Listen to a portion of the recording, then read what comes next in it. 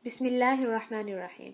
Sayyiduna Abu Najih Amr ibn Abasa RadiAllahu Anhu reported, in the pre-Islamic period of ignorance, I used to think that people who used to worship idols were deviated and did not adhere to the true religion.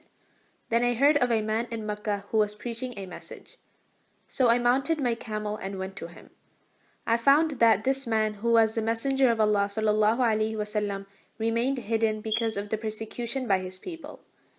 I had entered Mecca stealthily, and when I met him, I asked, "Who are you?" He ﷺ said, "I am a prophet." I asked, "What is a prophet?" He said, "Allah has sent me with a message." I asked, "With what has He sent you?" He said, "He sent me to strengthen the ties of kinship, to destroy idols so that Allah alone should be worshipped and nothing should be associated with Him." I asked, "Who has followed you in this?" He said, "A free man and a slave." At that time only Abu Bakr and Bilal radiallahu anhuma were with him. I said, "I shall follow you." He said, "You will not be able to do that at this present time. Do you not see my state and the state of the people? Rather return to your people. When you hear that I have prevailed, then come to me." So I went back to my people, and while I was with my people, the Messenger of Allah ﷺ emigrated to Medina.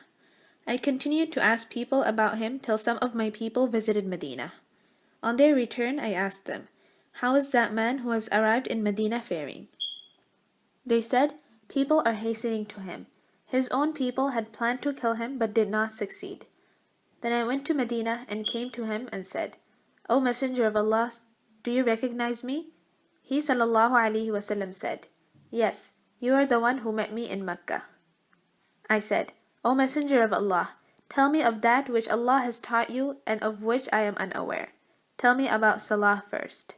He ﷺ said, "Pray the Fajr prayer and then refrain from prayer until the sun has risen the height of a spear.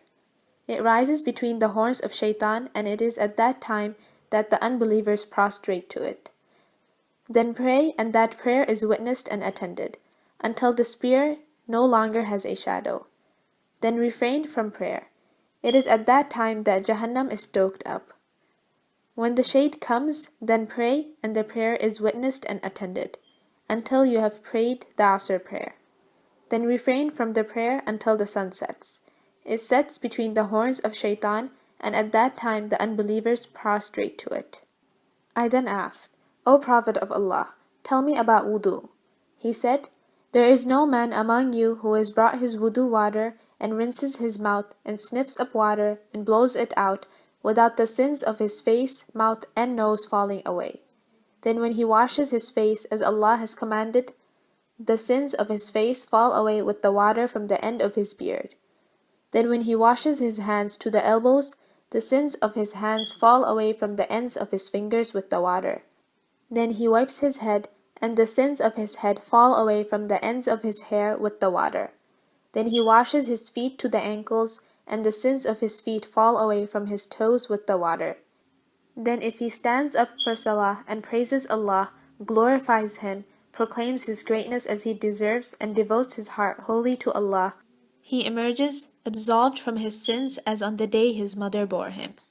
When Amr bin Abasa radiallahu anhu narrated this hadith to Abu Umamah radiallahu anhu, a companion of the Prophet sallallahu alaihi wasallam, the latter said to him, "Take care about what you are saying.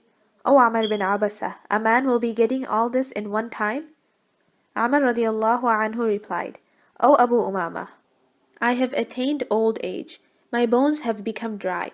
My death is approaching, and there is no need for me to tell lies concerning Allah and His Messenger sallallahu alaihi wasallam.